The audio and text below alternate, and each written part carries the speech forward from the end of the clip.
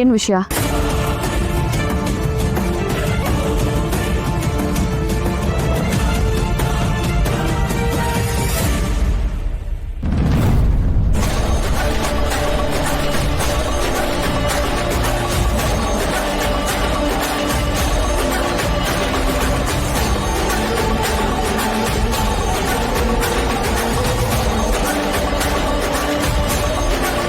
ನಿಮ್ಮ ಹತ್ರ ಕ್ಷಮೆ ಕೇಳೋದ್ರಿಂದ ನನಗೆ ನಾಚಿಕೆ ಆಗಲ್ಲ. ಆದರೆ ಈ ವಿಚಾರದಲ್ಲಿ ರುಕ್ಕುದೇನು ತಪ್ಪಿಲ್ಲ. ಅದಕ್ಕೆ ಎಲ್ಲ ಪ್ಲ್ಯಾನ್ ಮಾಡಿದೆ ನಾನು. ಆ ಮ್ಯಾಟ್ರಲ್ಲ ನಂದೆ. ಪಾಪ ಅವಳಿಗೆ ಬೈದರೆ ಪ್ಲೀಸ್, ನನಗೆ ಗೊತ್ತು ನಿಮ್ಗೆ ತುಂಬ ಕೋಪ ಬಂದಿದೆ, ಬೈಬೇಕು, ಒಡೆದು ಕೆಚ್ಚಾಕ್ಬಿಡ್ಬೇಕು ಅನ್ನಿಸ್ತಿದೆ ಅಂತ. ನಿಮ್ಗೆ ಏನೇ ಬೈಯೋದಿದ್ರು ಏನೇ ಮಾಡೋದಿದ್ರು ನನಗೆ ಬೈರಿ. ನಿನಗೆ ಹೊಡಿಯೋಕ್ಕೆ ನಿನಗೆ ಬೈಯೋಕ್ಕೆ ನಾನು ಯಾರು ಕೃಷ್ಣ?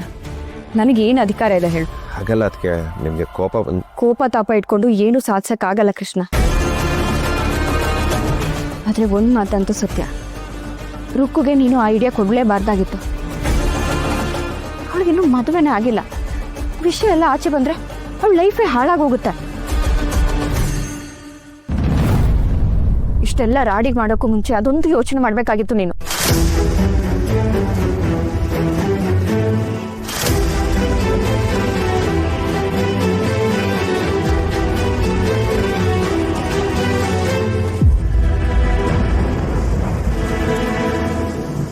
ಸಾರಿ ಕಲ್ಯಾಣಿ, ಮಾತು ಮಧ್ಯೆ ಬರ್ತಾ ಇದ್ದೀನಿ. ನಿನಗೇನು ಹೇಳಬೇಕಿತ್ತು ಕಲ್ಯಾಣಿ? ಏನು ಹೇಳಿ? ಗೊತ್ತಿಲ್ಲದೆ ತಪ್ಪು ಮಾಡಿದ್ದಾರೆ, ದಯವಿಟ್ಟು ನನಗೋಸ್ಕರ ಕ್ಷಮಿಸ್ತೀಯಾ?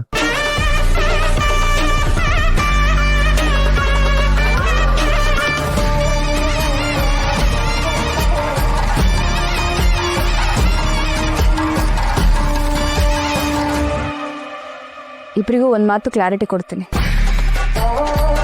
ನನಗೆ ಕೋಪ ಇರೋದು ನಿಜ, ಆದರೆ ಯಾರ ಮೇಲೂ ದ್ವೇಷ ಇಲ್ಲ.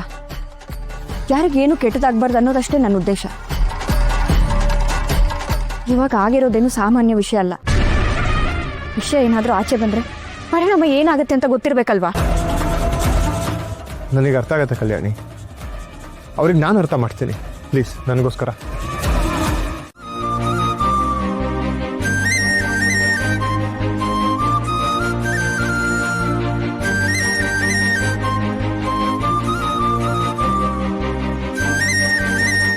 ಕೃಷ್ಣ, ಸಡನ್ ಆಗಿ ನನ್ನನ್ನು ಯಾಕೋ ಇಲ್ಲಿ ಕರ್ಕೊಂಡು ಬಂದಿದ್ಯಾ? ಪರಿಚಯ ಮಾಡ್ಸಕ್ಕೆ. ಏನು? ಅದು ಅಮ್ಮ ನಿನ್ನೆ ರಾತ್ರಿ ಕನ್ಸಲ್ ಬಂದಿದ್ಲು, ನೀನೇನೋ ನೋಡಬೇಕು ಅಂತ ಹೇಳಿದ್ಲಾ, ಅದಕ್ಕೆ ಇಲ್ಲಿ ಕರ್ಕೊಂಡು ಬಂದೆ.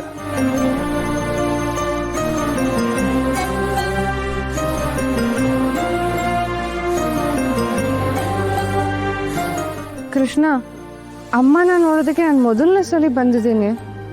ಮುಂಚೆನೆ ಹೇಳಿದಿದ್ರೆ ನಾನು ಹೂ ತಗೊಂಡ್ ಬರ್ತಿದ್ದೆ ತಾನೆ.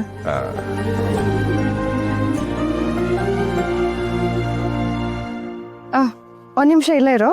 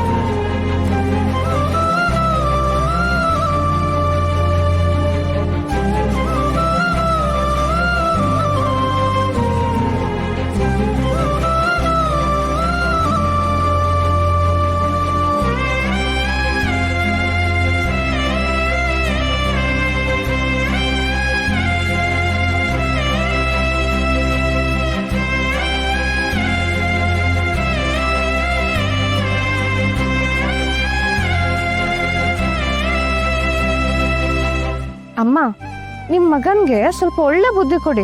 ಸ್ವಲ್ಪ ನೆಟ್ಟಿಗಿರೋದಕ್ಕೆ ಹೇಳಿ. ತುಂಬಾ ತರಲೆ ಮಾಡ್ತಾನೆ.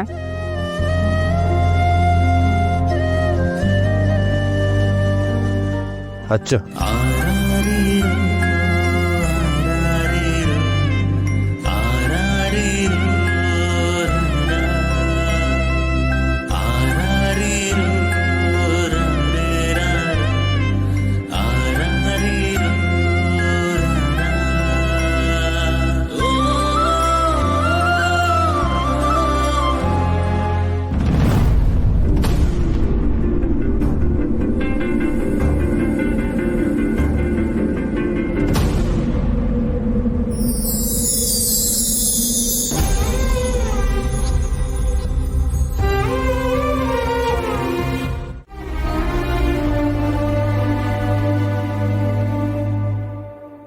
ಕೃಷ್ಣ ಹ್ಮ್ ಏನೋ ಒಂಥರ ಸಮಾಧಾನ ಆಗ್ತಾ ಇದೆ ಕಣು.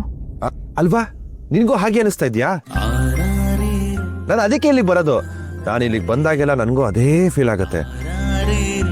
ಇಲ್ಲಿ ಬಂದು ಅಮ್ಮನ ಮಡ್ಲಲ್ಲಿ ಮಲಗಿದ್ರೆ ಅಮ್ಮ ಕತೆ ಹೇಳ್ತಾಳೆ, ಹಂಗೆ ಸ್ವರ್ಗಕ್ಕೆ ಹೋಗ್ಬಿಡ್ತೀವಿ ನಾವು.